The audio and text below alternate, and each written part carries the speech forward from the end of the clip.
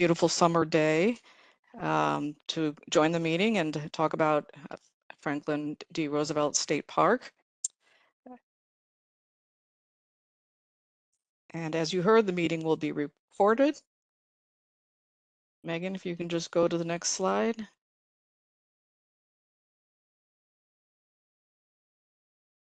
Okay, so we anticipate that this meeting will probably last an hour and a half or so. As you've noticed, probably, you'll automatically be muted when you enter the meeting. We ask that you please remain muted until the discussion opens after a brief presentation. If you want to speak during the discussion period, you can click on the microphone icon, which is down where it says unmute at the bottom. It'll turn green, I believe, when it's unmuted, and it'll be red when it's muted.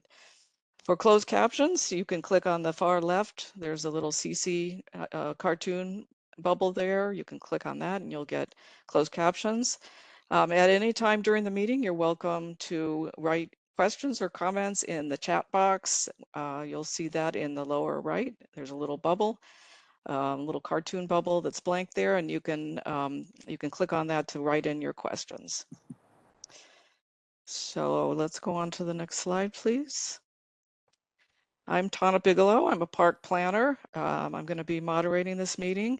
This is the agenda, basically what we're going to be going over. We're going to have a brief introduction and a welcome from our regional director, Linda Cooper. We're going to do a presentation, as I said, and we'll go over some of the background about the park, what the planning process actually entails, what are the features of the park, what are the elements that we're going to be looking at as we plan, what are the plan elements, different sections of the plan, and what is the environmental review process that goes along with the plan. After that, we will open up the floor to discussion, and we are really looking forward to hearing what you think about the park and what your experience has been. So with that, let's go on and let me introduce our presenters. We have Linda Cooper, Taconic Regional Director. She's waving. Myself, Tana Bigelow, I'm a park planner. I work in Albany with Megan Zimba, another park planner. Bill Kratinger is a Parks and Sites historian, a conservator of architecture. Dan Lewis is our environmental analyst. And these are the presenters, the panelists. Morgan Flaherty, she's the park manager for FDR. Teresa Masillo, she's also an assistant park manager at the park. Rob Snyder is an assistant regional director.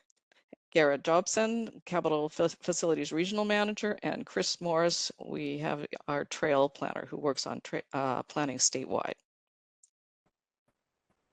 So next slide, please. With that, I'd like to hand it over to Linda for a welcoming statement.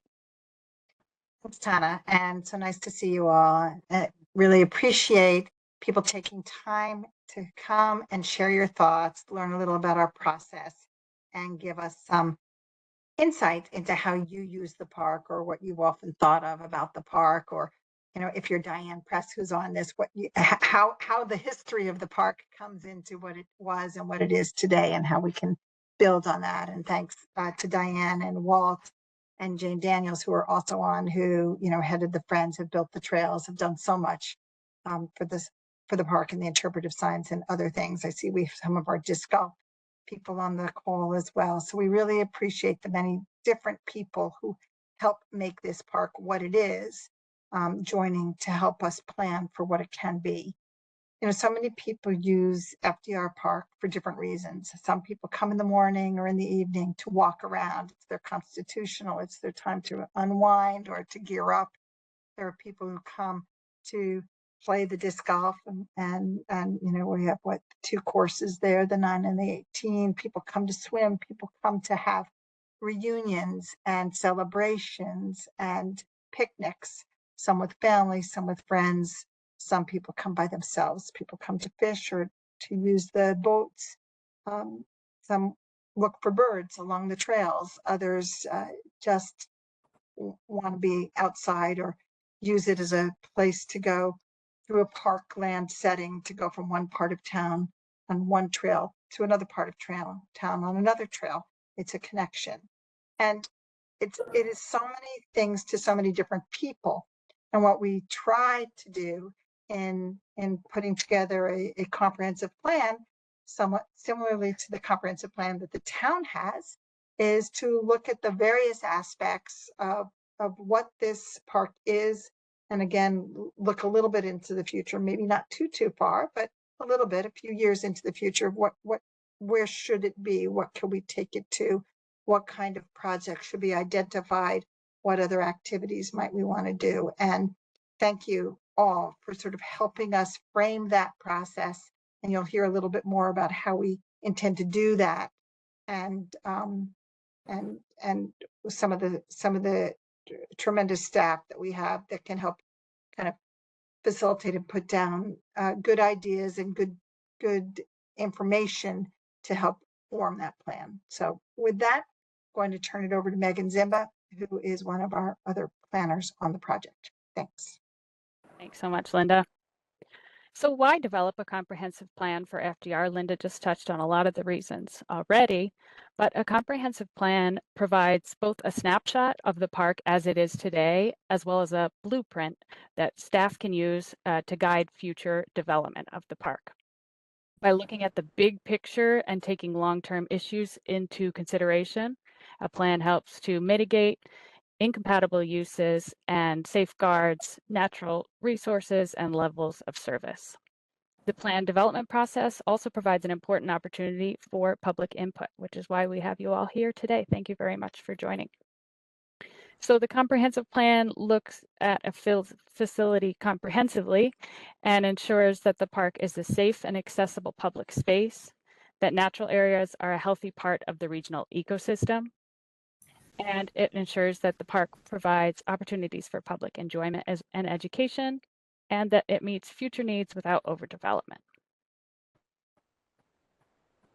Some questions you may have in terms of the planning process are: who works on the plan? How is the public involved? What's included in the plan?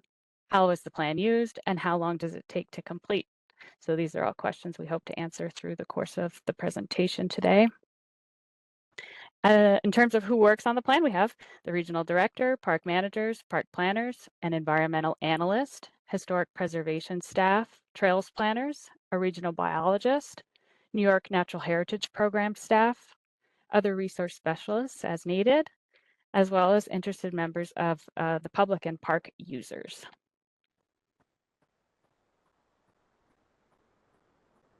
There are several opportunities throughout the planning process for public feedback. As Tana said at the beginning, please feel free to make a comment or ask a question in the chat throughout the meeting, or if after the presentation you prefer to come off mute and ask your question, then you're welcome to do so. The visitor survey for FDR Summer 2025 is open, and when I'm done, I will put the link in the chat. So we would like to welcome anybody who's not already filled out the survey to please do so.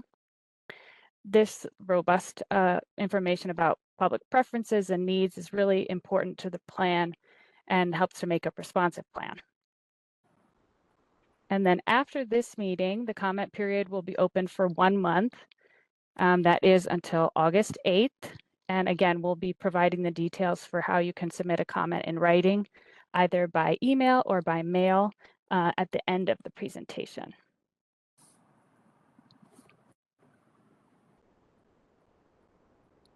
Once the draft plan is available, it will be published on the state park's website. And at that time, there'll be another comment period where comments can again be provided in writing. And around that same time, there'll be another public information meeting like this where people can provide comments during the meeting. Whoops. I skipped a slide. All right, so in terms of plan content, a comprehensive plan typically contains information on the park's formation and history. It also includes an existing conditions inventory, which describes the park as it exists today and serves as part of the institutional memory of the facility. The bulk of the plan is dedicated to considering actions for recreational, natural, and cultural resources, the park's infrastructure, and education programs and interpretive programming. So there's a lot that goes into it. The next several slides will cover these plan elements in more detail, and I will pass it over to Bill Krattinger to talk about the park's history. Great, thanks, Megan. Yeah, this will be a very much in a nutshell sort of overview of the park's history. And I see Diane on the call. I'm sorry we haven't had a chance to meet yet, and I know you've done a lot of research on this facility and have shared some of that information with our planners already, so we really appreciate that. So really the park has an interesting recreational history in that it really was developed as a park area prior to state ownership. But backing up a little bit, of course, there was a hospital development here early in the 20th century. That between that and the training school, Mohansick, both the Mohansick Hospital as well as the New York State Training School for Boys were identified as potential threats to the Croton water supply system. So basically, in 1918, that phase of the property's history ended. 1922, we have the formation of the Westchester County Park Commission. So same with Erie County out in Western New York. Development of parks was actually it was a county authority that took care of that aspect. Mohansick, the state property, is given to the county with the understanding it will be developed as a recreational facility for county and state residents. 1930s, we really think of as sort of the golden age of our state park and park development, really in large measure because of the Civilian Conservation Corps. 1935, a CCC camp is established at Mohansick. It's the third in the county. Part of their job is recreational development, construction of recreational features, of which we have a number in the park, and also development of the adjacent golf course, as well as dealing with invasive species. That was so it's really a multifaceted operation. 1957 is sort of where the state enters into the picture. There's a little bit of friction, we'd say. It's in the papers between Robert Moses and the State Council of Parks and the local County Parks Commission, which is thinking it really wants to retain this facility. From the state perspective, the fact that it was adjacent to the Taconic State Parkway and part of the system made it very appealing. So ultimately, the state does take over and really further develops the property with a swimming pool in particular is one of the key sort of features of the state park ownership. 1982, there's a name change, of course, from Mohansick Park and Mohansick State Park, as it had been known for decades, to Franklin D. Roosevelt State Park. It's fitting in some ways. You know, this was in honor of Roosevelt. He was the first chair of the Taconic State Park Commission. He was our governor, he was our president, of course, and he was a critical figure behind the development of the Civilian Conservation Corps. So very fitting, but not without some ruffled feathers, I'd say, that the name had been known for so long by so many, but ultimately that's how we arrived at FDR State Park. So as Megan said, part of our job and mine specifically in this process is to look at the history, to look at the buildings, the landscape features, see what we have and what it represents, and work to sort of meaningfully, incorporate those features into the future. Okay, I'm going to send it over to Tana. Thank you, Bill. So as most of you know, today the park is primarily all about recreation and open space. You've got the swimming pool. It's still sort of the focal point of the park. We've got your picnic areas with pavilions and barbecues and tables and just a lot of space for outdoor recreation there. You've got the two water bodies, Mohansick Lake and Crom Pond. You've got a renovated playground that has all the sort of state-of-the-art new playground equipment. You've got regulation basketball courts and the opportunity to play volleyball, softball, soccer, and also, of course, there are two disc golf courses there. So a lot of different options for recreation here, outdoor recreation. And we will be looking at all these elements, to see what kinds of issues they may have. We'll look at other kinds of possible recreation that could happen at the park, and we'll consider all those options when we go through the planning process. Next slide, please. All right. So when we do have our planning meetings, this group that's basically the people who are on the panel and the presenters tonight, take a look at each of the individual resource areas, recreational facilities. The plan will assess the condition of the recreational amenities and then consider, well, what is the quality of the visitor experience for these elements? You know, when they play disc golf or when they go, you know, have a volleyball net up or at the basketball courts, what is the what needs to be improved? What's happening that's working well? We'll also look and see if there are new recreation trends happening. And this happens at all of our parks around the state, since the window for this plan can go for 10 to 15 years, that the plan will be active and we'll be working on implementing different projects and proposed actions here. There probably will be some new recreation trends that come down the pike, and we try to anticipate those as much as possible. So improvements may be proposed in the plan to different kinds of water activities, to playgrounds, to trails, picnic areas, or the sports facilities. Next slide, please. Okay, and so FDR is one of the largest areas of green open space in the area, and it also provides really important wildlife habitat and a place for people to access nature. So the natural elements, we take a close look at them as I said, we have a regional biologist who's working on the plan with us, and she's actually going to have an event this Friday at the park known as a BioBlitz, where a large group of volunteers will go through the park in one day and try to look at as many species, different kinds of animals and plants that are in the park on a single day, and document that.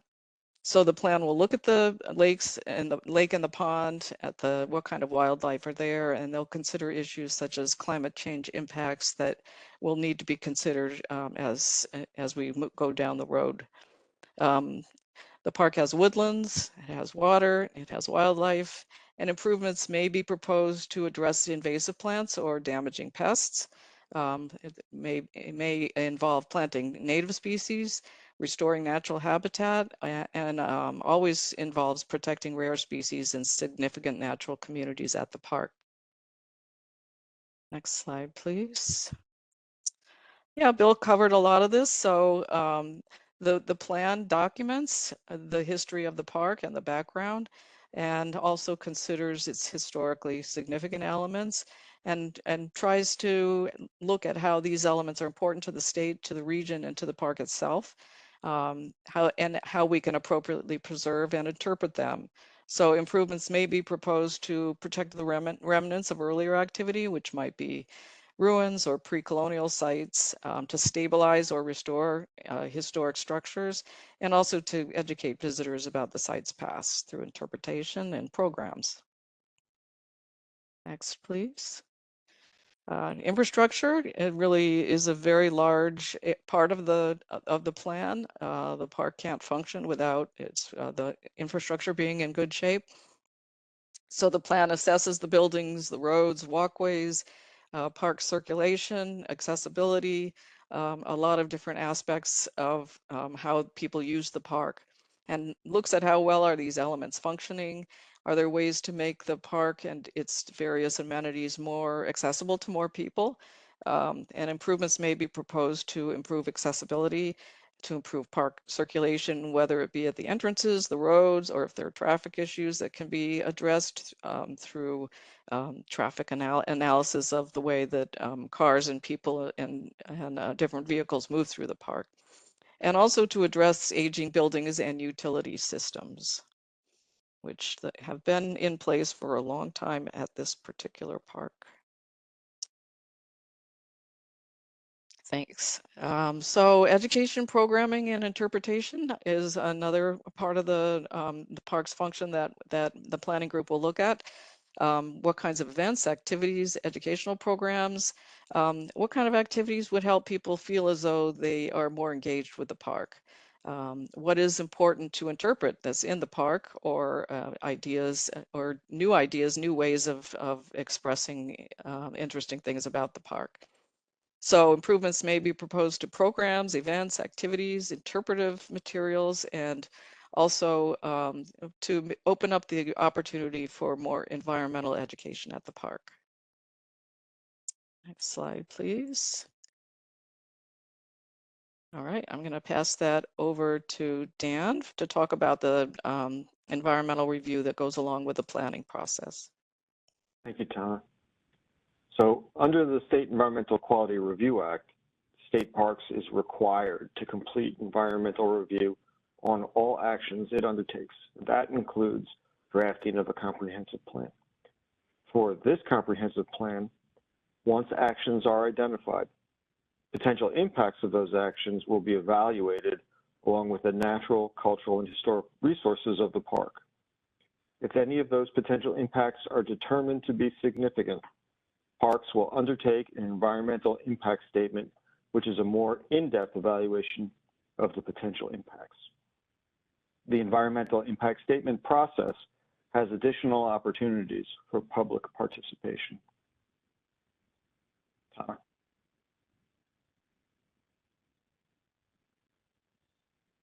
All right, thank you, Dan. So another question that people generally ask is what happens to the plan once it's completed? The plan, the final plan includes a list of actions that are put in priority groups. We usually falls into 1 to 3 year implementation in 1 to 3 years, 3 to 5 years, or 10 to 5 to 10, something like that. And also these actions will be implemented based on need and the availability of funding.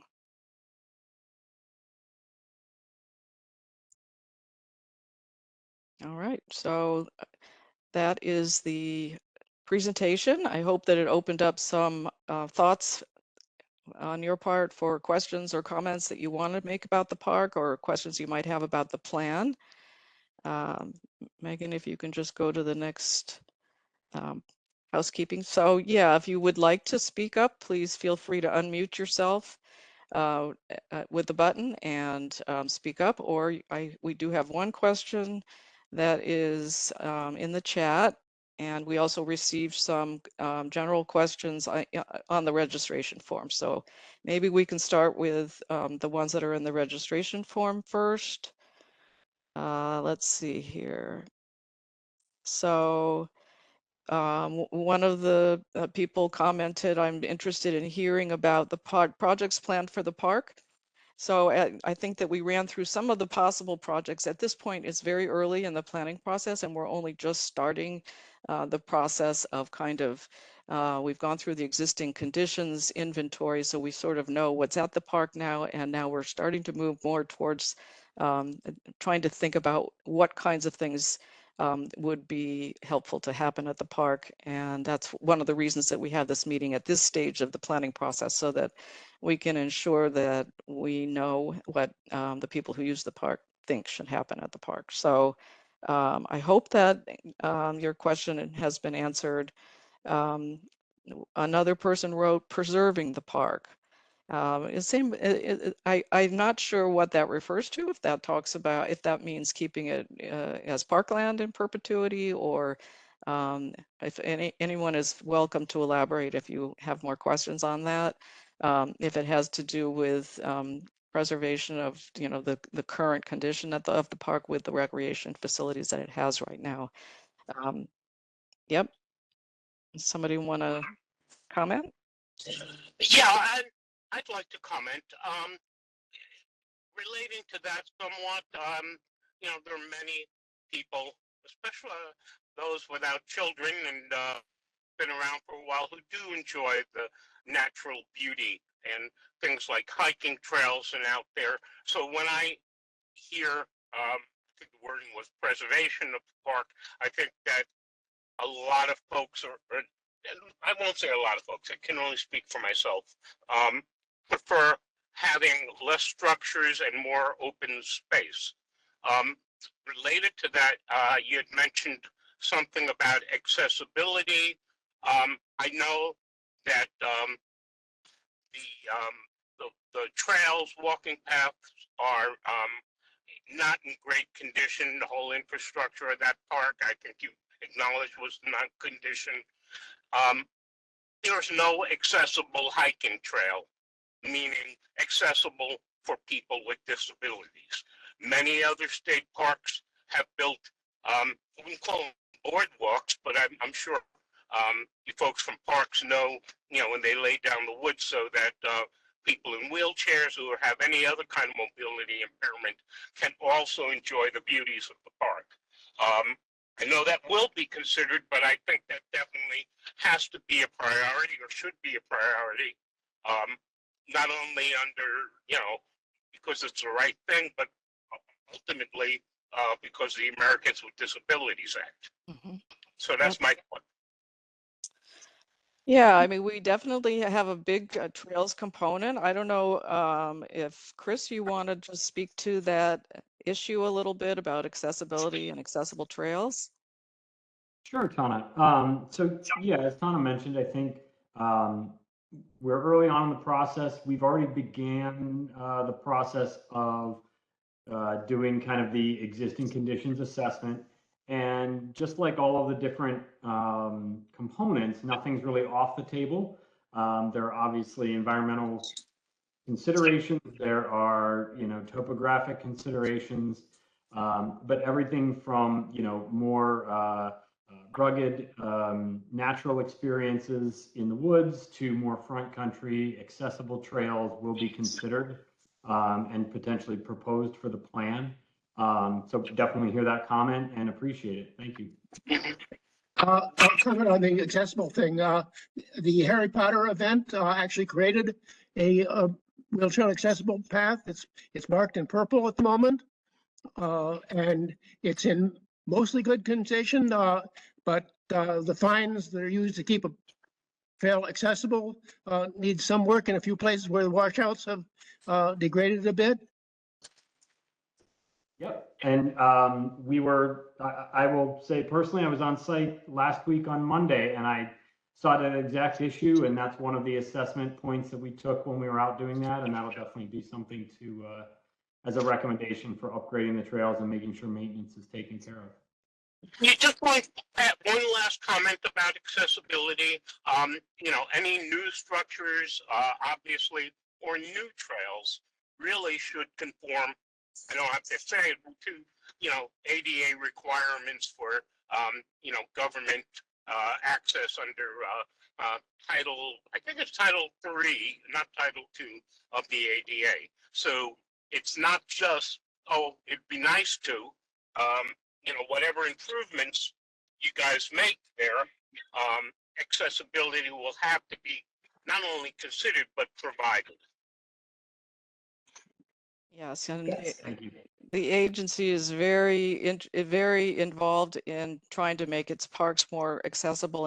And as we work our way through planning for individual parks, it's a really big issue that we look at very closely, and we generally try to propose, making as much accessible parts of the park as we can. I have a comment about a program that was in existence about 40 years ago when our daughters were growing up. There used to be someone who had a nature wagon out by the swimming pool, so the kids who came with camps to swim had an opportunity to learn something, whether it was handling a pelt from a squirrel, seeing something that squirrels eat. I know the office has a marvelous beaver. That's another good example of something that could be shown. It would not be nice to have that kind of program reinstituted. I know it was 40 years ago or so, but it would be a real plus. I have a second comment on, this is on the website, since that is people's gateway. There should be more history on the website, and the website does not mention anything that there's hiking opportunities in the park. Okay, and also improve the roads. They, especially the one that bisects the center of the park, it's in pretty bad shape. Well, your ears must have been burning earlier today because we had a meeting where we were discussing the roads and their condition, and there's definitely something that is going to be in the plan. I also have a question that someone raised on, we know that pedestrians have the right of way, but how do you deal with pedestrians who are walking down the center of the road, but you have cars using the property? I'm sure Morgan is well aware of that problem, but if there's some way to encourage people to stay to the side, walking against traffic, it would really be good, especially at busy times. The park manages both the state parks as well. They part of the strategic plan, or they have their own plan? I'm sorry, you were a little garbled. Is it possible for you to repeat that? Sure. There are two adjacent state parks, two sections of Trump State Park, which are managed by the FDR manager. Are they part of this strategic plan, or will they have their own plans? They are not included in this planning initiative, and they will be, the planning will be done for them separately. I hope the plan includes changing the name.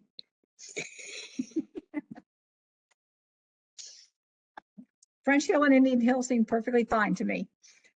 Okay. Right.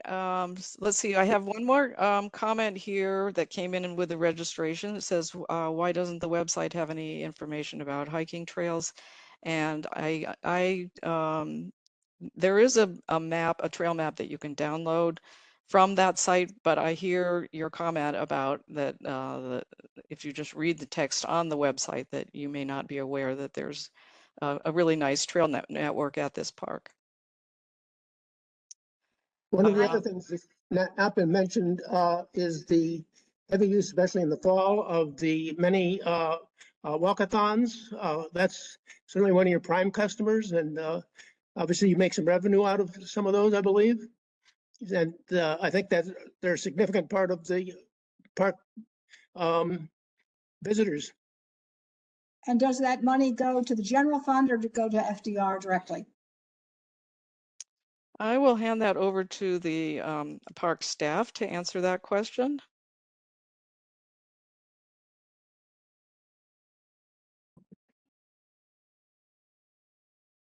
Is that I'll Morgan? take that if the park staff isn't going to. So when money is collected, it goes into the general fund, but remember, we get money back from the general fund to operate the park. So we need to collect a certain amount of collect revenues that come in to serve our greater program, but we always get probably much more back to operate our parks than we're ever taking in on those fees. I have a comment going back to the preserving the park, if I can speak. Yes, please go ahead. Okay, sure.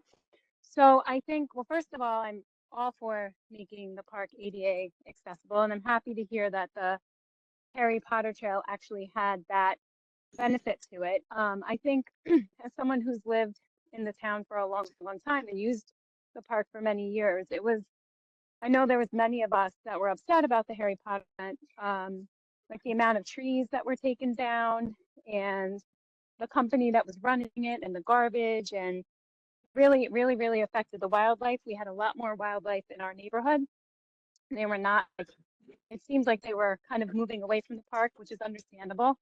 I think it's probably all stabilized now, but I'm happy to hear you're going to have a biologist as part of this and that the environmental piece has to be looked at. That's really good too.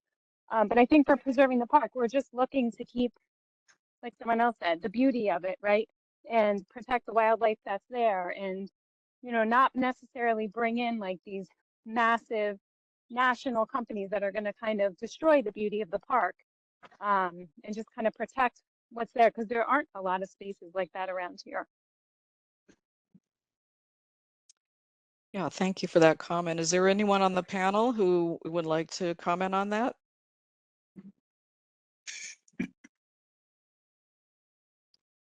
One thing I'd like to say is that actually very few trees were actually taken down for the Harry Potter. Most of the trees that were felled were already down from our game of logging or storms that were there. And I think that it ended up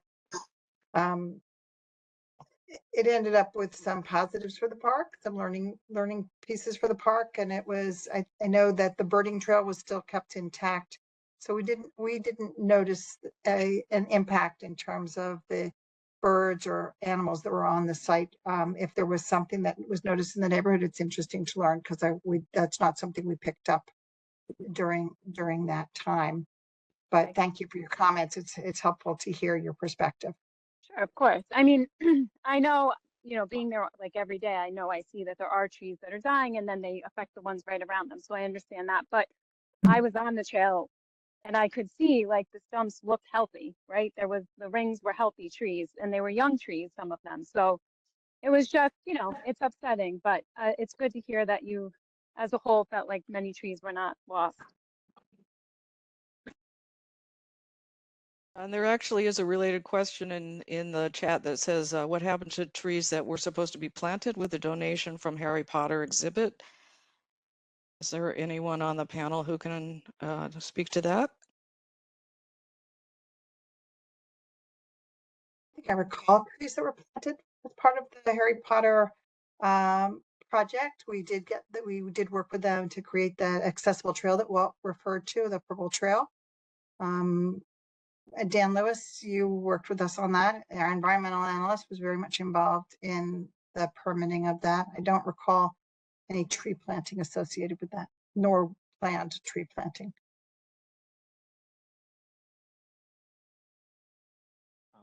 I don't remember the review off the top of my head. The planting of additional trees in disturbed areas probably may not have been included in the environmental review, as it's, isn't normally considered an environmental impact. I do believe that when you're going through and buying your tickets, I think there may have been something mentioned in the ticketing process with the cost that there would be trees donated. I just don't think it was necessarily here. Morgan. That's exactly what it was. You're Yes. so right. It was to a foundation that dealt with, it was a larger foundation that was associated with the group that dealt with tree planting and parks in general. And I think I wouldn't have been surprised if most of those were in the UK, but it could have been in the US too, as the group that we were working with was based in the United Kingdom. But yes, that's exactly what it was, Morgan. Thank you for that reminder. It was a foundation that was dedicated to planting trees and parks. All right, another question that came in, it wasn't really a question, but someone wrote into the registration form that they would like to discuss the disc golf course. Is there anyone at the meeting who wanted to bring out any issues or comments about the disc golf courses?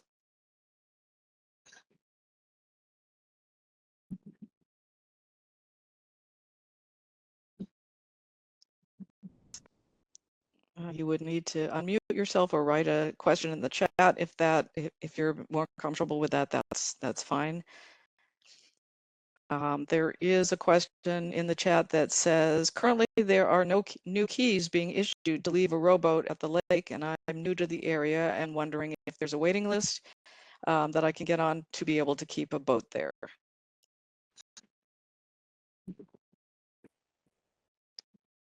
Morgan, you want to speak to both? As of right now, we do not have a waiting list. Our boat storage is now turning into a seasonal boat storage, where all boats must be removed before just December 1st. We are looking to clean up that area and remove old boats that have been there for a while and make it a safer area for people to store. But moving forward, it will be a seasonal boat storage from April to December. And then when we do clear it out, we can look at having a wait list, because we are going to reduce the amount of spots available for boat storage. I have a question about illegal ATV use in the park. There's entries on the trail that comes in from Baldwin Road, and it goes over to Mohansick Avenue East. I was on one of the trails about a week ago, and a man had his 3 children there on electric bikes, all of which were ones where you don't have to pedal. There's no signage there that says that is not permitted. Fortunately, the kids did have helmets on, and they were accompanied by an adult. But that disturbs the peace of the park. I had no problem with the mountain bikes and the mountain biking trails. People use it to get over to town, as Linda had mentioned earlier. But I'd like to see some more effort to restrict ATV access, especially on that piece that comes from Baldwin Road. And it's obvious where they come from. And I know that that's not part of the planning process, but I just wanted to bring it up so that the ranger could take a look at stuff. Thanks, Jane. You know, I know that we actually in the parks have been working on policies related to e-bikes and how, you know, what's best for use in the park. And Chris Morris has been working on that. I don't know if you want to add anything on it, but ATV use is one of those difficult enforcement issues in all parks and trails. And I think we can all put our heads together to see what's the best way to address it. Usually it's identifying the families that are doing it because they're often local and working with them to identify appropriate locations to do their activities.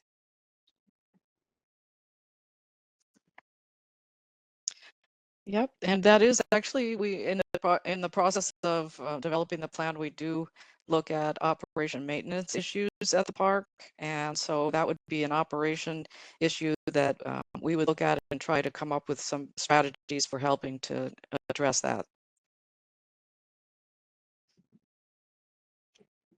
All right, let's see. There's a note in the chat that says I'm on the WEDGE, WEDGE board. If anyone has any questions, Westchester Disc Golf. We've got someone on the line who could take some questions if anybody has questions about disc golf at the park.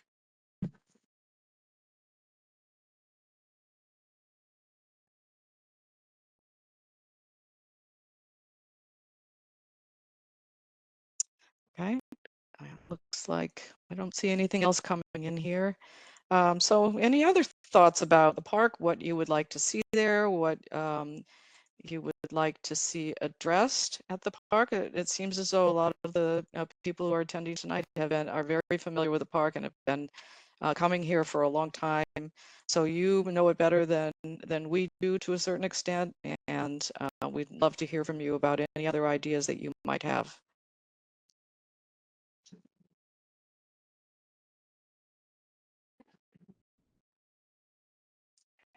I'm curious as how many people have participated in the survey and how you conducted the survey.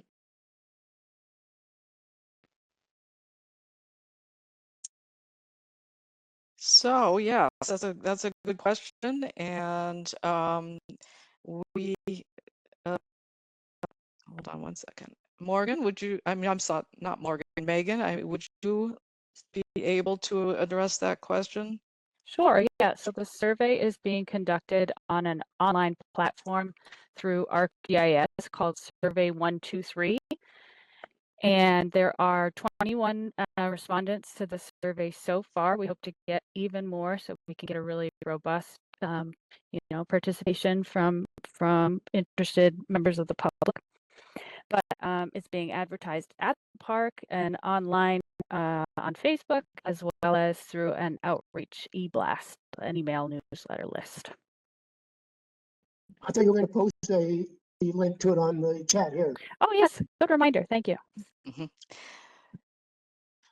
And we also have signs up at the park, and we're handing out, we have little business-sized cards that we're handing out that has the QR code on it that people can just click on with their phone and take the survey on their phones. So we're hoping as the summer points, as we wind through the summer, we'll be picking up quite a few more, and we'll keep the survey open probably into the fall. We'll see how things go, and we'll do some additional outreach to remind people about it periodically over the next few months. Does that answer your question? Yes and no, because I don't know where the link is to the survey. It's not in the chat. Oh my gosh. I've just dropped it in the chat there now. Okay. You copy and paste that bit.ly/FDR State Park survey into your browser. That will hopefully bring you to the survey. If you have any issues, I can follow up in email with the link.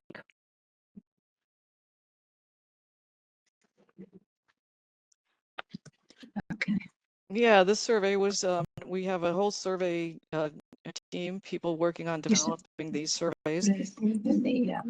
And so this survey was developed specifically for FDR, and we are really interested in hearing what people have to say. Tana, if I could just add a little bit and just to stimulate some thought as you leave the meeting and you go home and you think about things, we'd love to hear. Are there new areas we want trails? Mel, you're active in the community for the disabled. Are there other ways we can help work with the communities to ensure that the park has more access points? Are there different ways that our recreational opportunities can meet the needs of the public without necessarily changing the character of the park, but just building on what we have? We have 2 playgrounds, one of which is about to have some improvements on it. And that has many more accessible elements on it as well. So I think that's, we are very much mindful of what do we need to do to continue the relevance of each of our state parks. And one thing, since Linda mentioned my name, one of the things the town has done 2 playgrounds for all. I would love to see the state look at some of the playgrounds they have in terms of to make them at least one on FDR grounds to be accessible. And the other thing that was tried but hasn't really, I believe, been accomplished completely yet is a sensory garden for individuals who are blind or have, sensory impairments.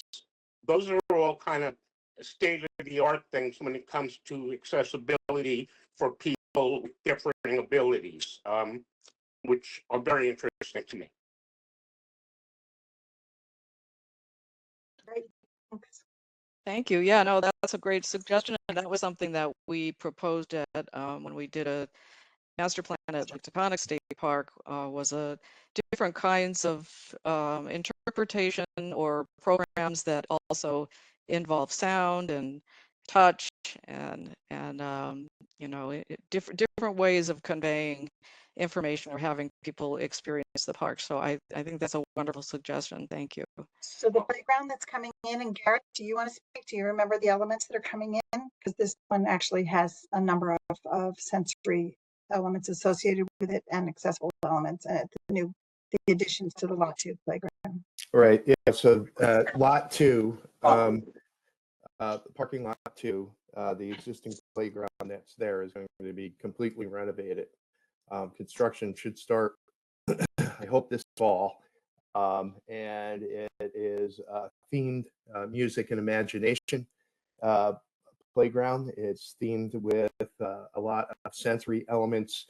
There'll be a stage feature that also has play equipment that is instrument-like, that generates sound. And there'll be accessible pathways all throughout the playground, connecting various different elements. So I'm excited to see that project start construction soon. So that, again, will basically be replacing almost all the components at Lot 2. I think that's great. I would just like to suggest, this is now looking at when the playground equipment itself is looked at, to see if there are alternatives that can make it more accessible for children either with mobility impairments or coordination issues. Because like I said, I don't think there is a accessible, playground for all at that park at this point. So just looking at that, I think it's great that new park is going to be done. I just hope that you're going to take into consideration some of the equipment that's put in there, and to make sure that at least most of the things have, some usability by people with differing abilities. Yeah, Mel, thank you. Yes, there will be features that are included. But it'd be interesting to hear your comments on how we can certainly keep striving to make things better. Okay. Also, I'm curious with this, with the people who are online tonight, what if there are any types of activities or programs that you might be interested in seeing at the park, that what would help you come into the park a little, engage with it a little more? I don't know if you're aware that there's 3 distinct user groups in the park. As someone who lives in Yorktown, you tend to go into the park the non-summer months, or come in through down park to access the trails and walk. You also have the people who come and picnic. I know you have put up stuff, hopefully signs that people will see, and will conduct the survey to find what that user group is. And then you have the people who come for the walkathons. Letting those people who come for the walkathons know what the park is, and a bit more about the park when they participate, I think would be nice. The park is well used. It's just that there's those three user groups. And I think that the residents tend to resent the people who come in to use it to picnic, and they shouldn't, because that's their outdoors. And I know when Brian Strasovich was the park manager, 2 park managers ago, he said it's their backyard, and let's try to help them enjoy the outdoors as much as we can. And I think that that's an element at FDR that's often overlooked, and it's tough because there's elements of no trace as to how you operate within an outdoor environment with other people. I think that the park is an asset to the town of Yorktown. It's great that it's here. It's a nice green blob in the middle of suburbia. And I'm glad to know that I'm part of the Yorktown people who do use it from time to time just to go for a walk.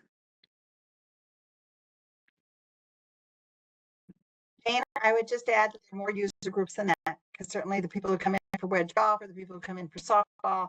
I see Bill Earhart just wrote, is there any interest in presenting live music in the park? We've discussed live music, and I think just part of that has to be with whatever programming the park manager and appropriate people do. We do end up with a lot of noise complaints from neighbors if people bring their own amplification into the picnic areas. So whatever is done in terms of the park would have to be done in a manner that is conducive with its position in the area. So it's not to say it could be on or off the table. It just needs to be looked into as to what would exactly be the kind of programming that might have music. We do have music in a lot of our state parks, and it's very popular. So we just have to see, what the specifics might be.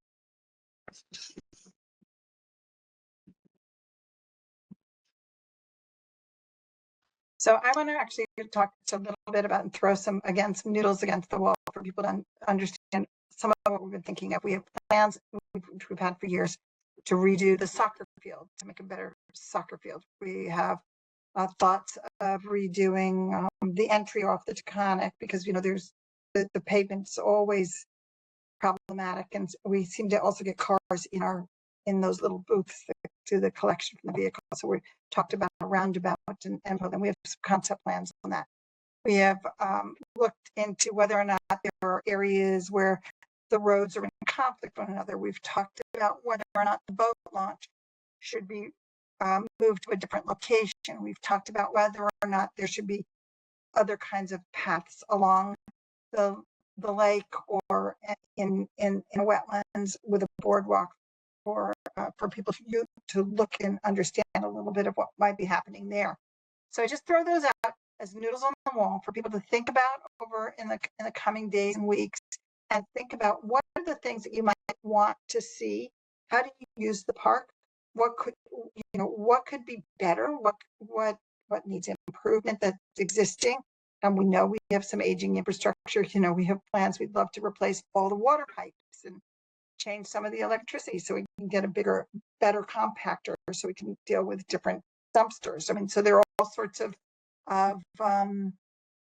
things that are associated with the operation of the park.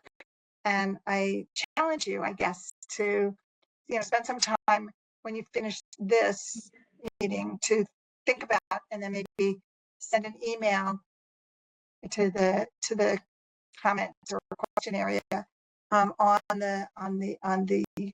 your screen, the FDR plan at parks.ny.gov, with some of the thoughts that you might have.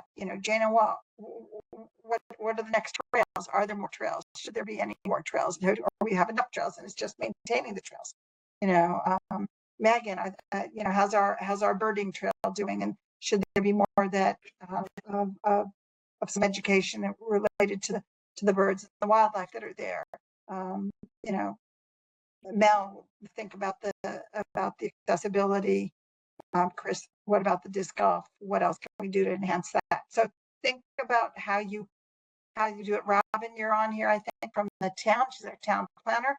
How does this best integrate with the town and its operations? So I think that there are lots of ways we could use your assistance, your comments, your questions, your ideas, and we thank you for participating in tonight's session. I'll turn it over to Tana and Megan to do the completion of a goodbye. Yeah, I'd also just like to encourage anyone who hasn't already to do the survey. If you have any questions about how to access it, you can just send us an email to just reply to the email that you got for registering for the meeting, and we will make sure that you can figure out how to access the survey. Also, everyone here probably has pretty good sized networks of people that they know if they can just get the word out to take the survey. It only takes, I think it takes 8 or 9 minutes to finish the survey. And it's really valuable for us. But also we've got the 30-day comment period. So please be sure to send the ideas for things that Linda was talking about, or anything else that comes up that didn't come out tonight, or elaborate on what we talked about. But thank you all so much for joining us and taking time out of your evening. I hope that you will be in touch, and we'll make sure you're on our mailing list so that when we have future outreach or events, that we'll definitely get something out to you so you know about it. And I want to do two more things. One is I live in Yorktown, so I know the park, and I know many of you who are attending.